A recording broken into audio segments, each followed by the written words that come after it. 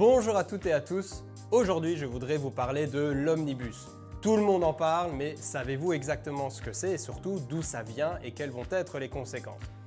Laissez-moi vous guider.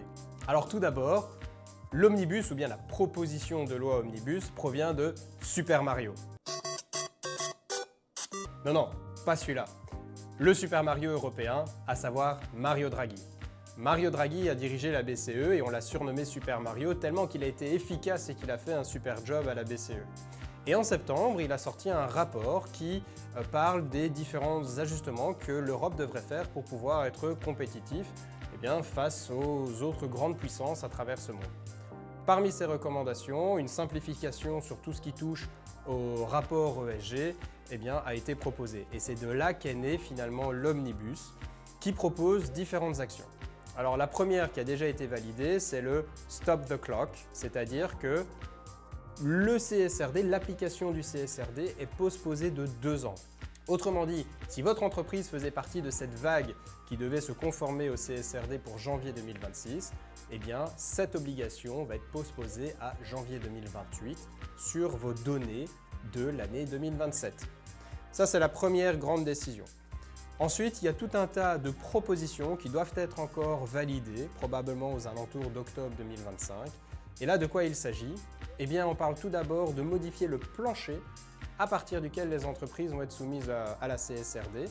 Donc aujourd'hui, c'est globalement à partir de 250 personnes au sein d'une entreprise qu'il faut faire un reporting CSRD.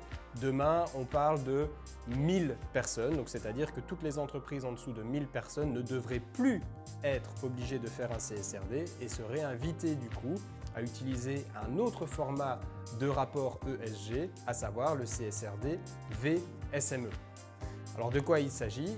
C'est un standard qui a été développé par l'EFRAG et qui permet aux entreprises sur base volontaire de déclarer leurs informations ESG selon une certaine structure qui est compatible avec le CSRD et d'autres standards. Comme ça, vos partenaires qui vous demandent vos informations vont recevoir une information qui est structurée, compréhensible et compatible avec leur propre reporting. L'autre grande proposition du pack Omnibus, c'est de revoir les exigences liées à la vérification de votre CSRD. Et donc l'idée, c'est de rester à une vérification que l'on appelle limitée.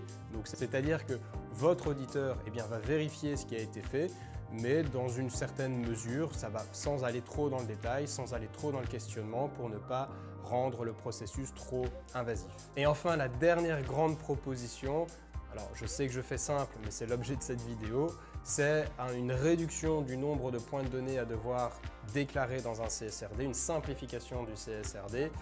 On parle d'une réduction d'à peu près 20 à 25% du nombre de points de données à devoir déclarer.